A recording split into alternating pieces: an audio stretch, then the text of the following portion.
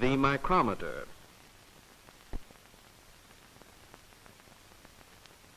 The most important measuring tool in machine shop work is the micrometer caliper, used to measure variations in size too small for the human eye to see.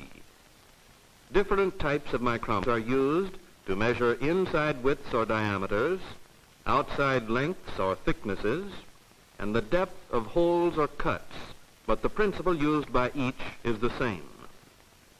The micrometer caliper used in measuring thickness or outside length has a sturdy frame on which is mounted a hardened steel anvil.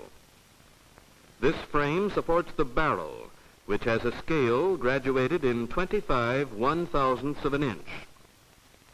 Inside this barrel is an internal screw. Engaging the barrel screw is one end of a hardened steel spindle. The thimble is part of the spindle assembly and contains a scale graduated to represent 1 1/1000th of an inch for each division. The micrometer uses the principle of the screw to control the movement of the spindle. The screw has 40 threads to the inch. 40 turns of the spindle move it 1 inch. Therefore, one complete turn of the spindle moves it exactly 1/40th of an inch.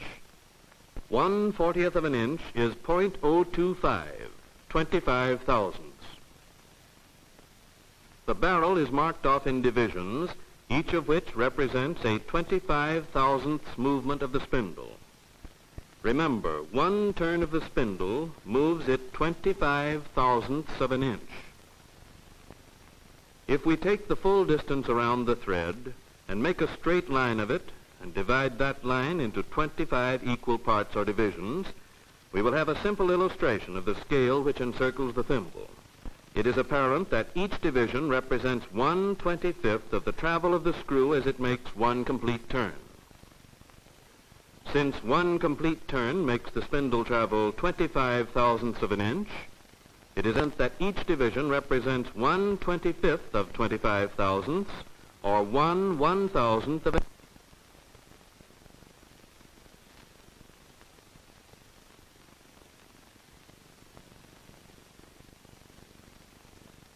Each division on the thimble represents a spindle travel of 1 1/1000th.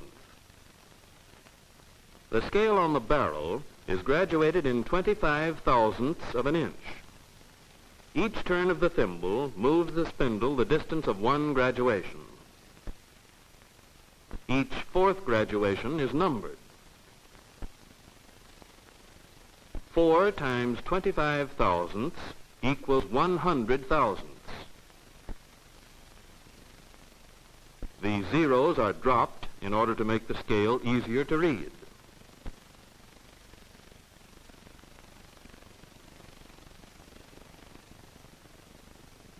The complete scale on this micrometer shows that it has a range of 10 times 100 thousandths, or 1,000 thousandths, or 1 inch.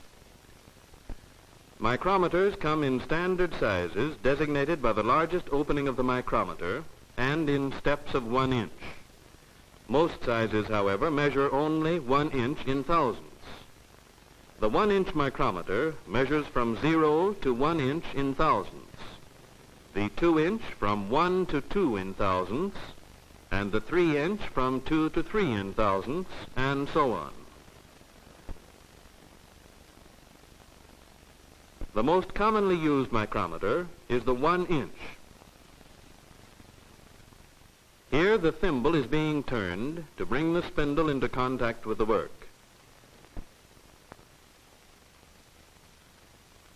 The measurement is read by first reading the number fully visible on the barrel. This is 6. Remember that each of these figures should be read in hundreds. Therefore, it is 600 1/1000ths. Beyond the 6 mark, there is visible another graduation. This gives us 25 thousandths. On the thimble scale is shown the graduation that has stopped on the index line, the 1 1,000th graduation. The full reading is 0.626, 626 thousandths. The ability to take accurate measurements with a micrometer depends on skill in its use. There is a feel to a micrometer that tells the skilled workman when he is using the right pressure in turning the thimble. Precise measurement can result only through proper use of the micrometer, and constant practice is the only way to acquire the necessary skill, to acquire the right feel. Until the operator is skilled in the use of the micrometer, he may measure the same piece at the same point and get different readings.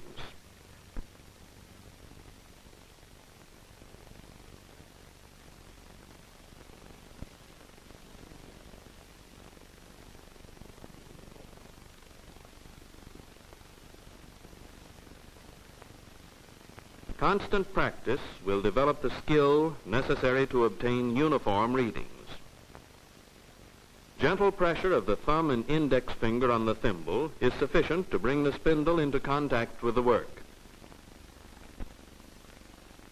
As the spindle reaches the work, the drag of the fingers over the knurled surface of the thimble tells the operator when he uses the right pressure. The micrometer is a sensitive instrument for precision measurement and must be used with care.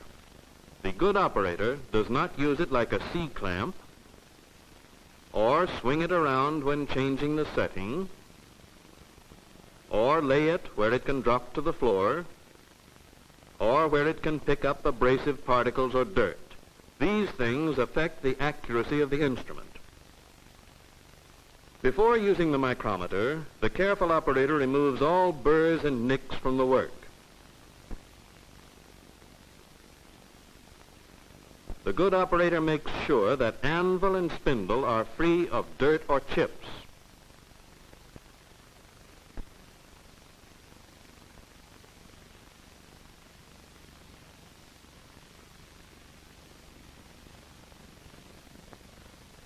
The diameter of the shaft which has been measured is determined by referring first to the scale on the barrel.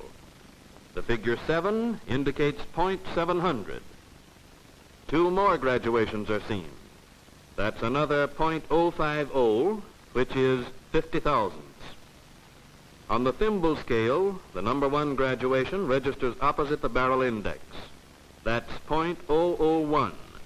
The diameter of the shaft is 0.751. Several places are gauged with a micrometer to check the diameter through the entire length of the shaft.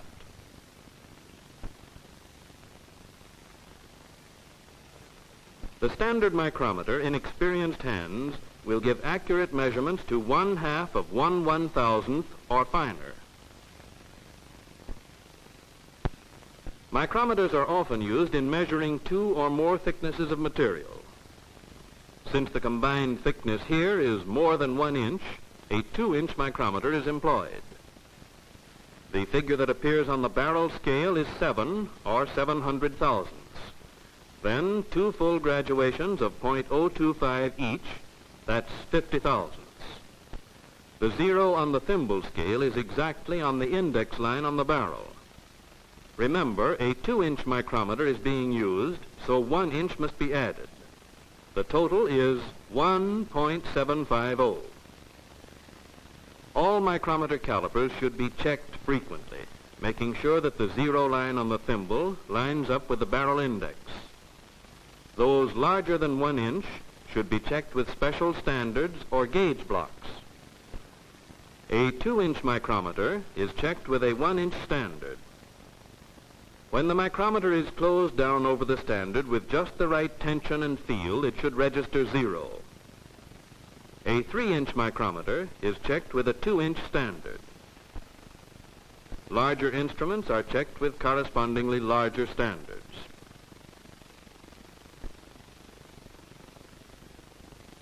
A companion tool to the outside micrometer is the inside micrometer. On the inside micrometer, the jaws or points expand to fit the part to be measured. The micrometer is held square with the inside surfaces of the work and the measurement taken across the center of the hole.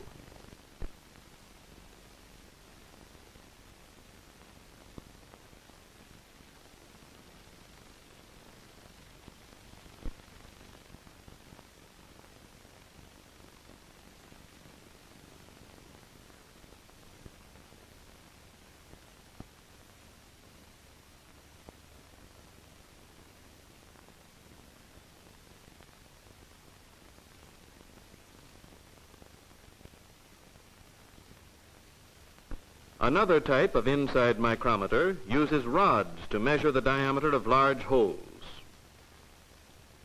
Rods of various lengths are inserted in the instrument according to the size of the hole to be measured.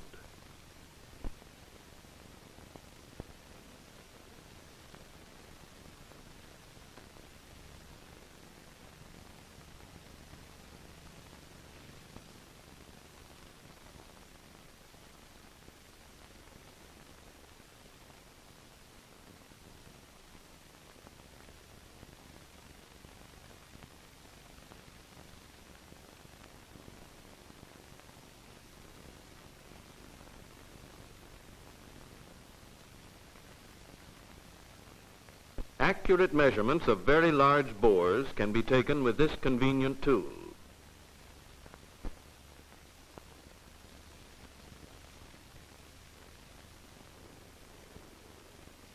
Other convenient tools for measuring internal diameters in medium-sized holes are telescoping gauges, which are shaped like the letter T. One arm is movable. A screw locks it in place. It's often used for checking the diameter of cylinder bores and other deep holes. The setting of the telescoping gauge is measured by an outside micrometer.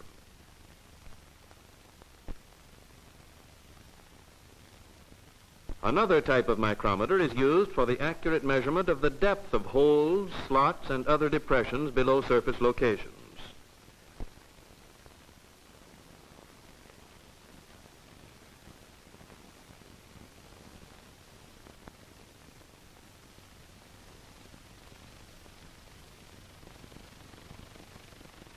The depth micrometer has a slender rod that reaches easily into small holes and slots.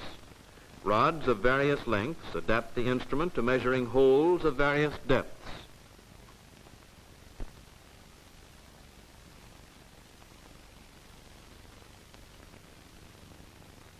Micrometers and micrometer measuring tools are used in every machine shop. If the micrometer principle is understood, these instruments are easy to read. If the right type of micrometer is selected, accurate measurements can be taken for outside measurements and for inside measurements and for depth measurements as well. If they are kept clean and used properly, on work clean and free from burrs, they will give the precise measurements that make modern mass production possible. All micrometers are precision tools, and the good operator takes pride in his ability to use them properly. He knows that the thimble should not turn too freely or too tightly, and that the anvil and spindle must be kept separated to prevent corrosion, and that they must be kept in adjustment to assure accurate readings. The good operator gives them this care, oiling them to prevent rust and corrosion, and keeping them in a protected place.